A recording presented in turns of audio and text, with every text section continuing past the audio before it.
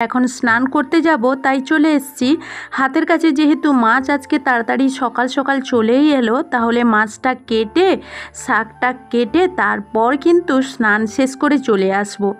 তো এই রকম যদি প্রত্যেক দিন সুবিধা হতো না, তো ওসব কিছু না, মানে মাঝে মধ্যে কাজের একটু পার্থক্য হলে আমরা ভাবি যেন এই কাজটাতে সুবিধা, কিন্তু না, যা প্রত্যেক দিনই করি সেটাই সুবিধা।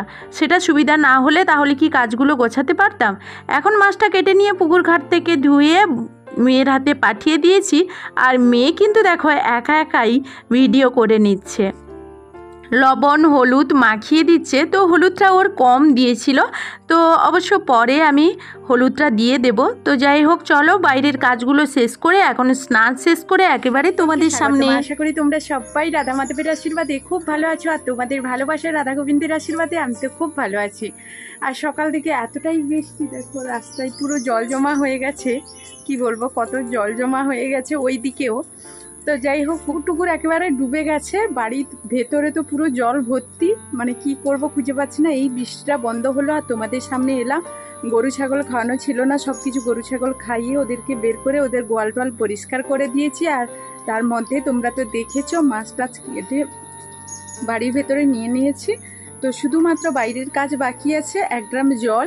তো ওইটা 1 ড্রাম না 2 ড্রাম জল নিতে হবে, ওটা নিয়ে চলে এলেই বাইরের কাজ এখনকার মতো শেষ হবে। তো এরপরে আবার দুপুরে গরুর কাজ, দুধ দেওয়া, সব কিছু আছে। তো যাই হোক, এখন কিন্তু যাব যে রান্না বান্নার কাজে, মানে রান্না বান্না বলতে এখন জল খাওয়ারে অনেক দিন হলো। তো কালকের কি হয়েছে জানো, সবাই তো খাবে বলছিল, আর স্বাধীনতা দিবসে ওরা এখানে ওখানে খেয়ে নিয়েছে, তবু 2টো মেয়ে খেয়েছিল, ওর বাবাও খায়নি, ওর বাবা বাড়িতে ছিল না। তো ভাতগুলো পুরো জল ঢালা হয়ে থেকে গেছে, তো ওইগুলোই খাবো। আর তার জন্য 2টো আলু তো ভাজতে হবে, সেই কারণে চলে এসেছি। তো এখন আমি কড়াই বসিয়ে দিয়েছি, তো এখানে তেল দিয়ে আমি এবার আলুটা তুলে নেব। অলরেডি দেখো আলু কেটে আমি পরিষ্কার করে নিয়ে এসে লবণ মাখিয়ে দিয়েছি। দেখিয়েছিলাম যে মাছ কেটে নিয়ে এসেছি, কিন্তু মাছে লবণ হলুদ আমি মাখাইনি, তো মেয়ে মাখিয়েছিল, তো হলুদ কম হয়ে গেছে, আমি পরে দিয়ে দেব।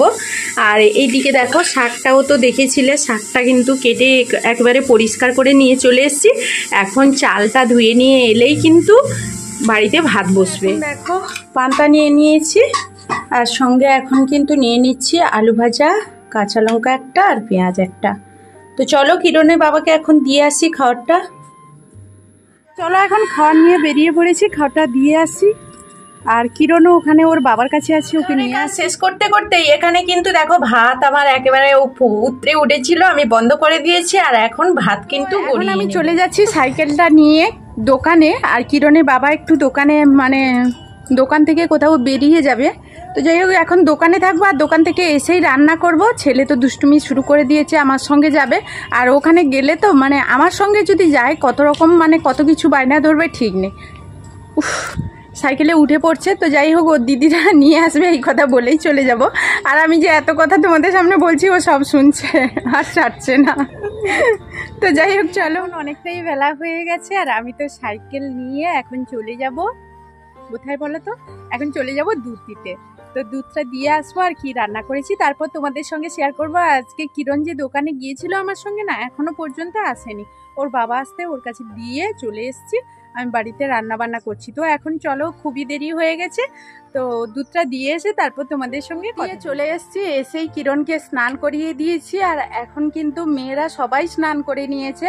আর আজকের কেউই স্কুলে যায়নি, কারণ বড় মেয়ের তো পরীক্ষা শেষ হয়ে গেছে, ও বলছে 1-2 দিন যাব না। আর ছোটরা তো ওদের পরীক্ষা সোমবার থেকে, এই কারণেই। তো যাই হোক, চলো এখন কি রান্না করেছি তোমাদের বলেইছিলাম, তবুও দেখো, এই যে দেখো টকটা আমার হচ্ছে। আর আজকে লেবু টক করেছি, মাছ দিয়ে, আলু দিয়ে, লেবু দিয়ে।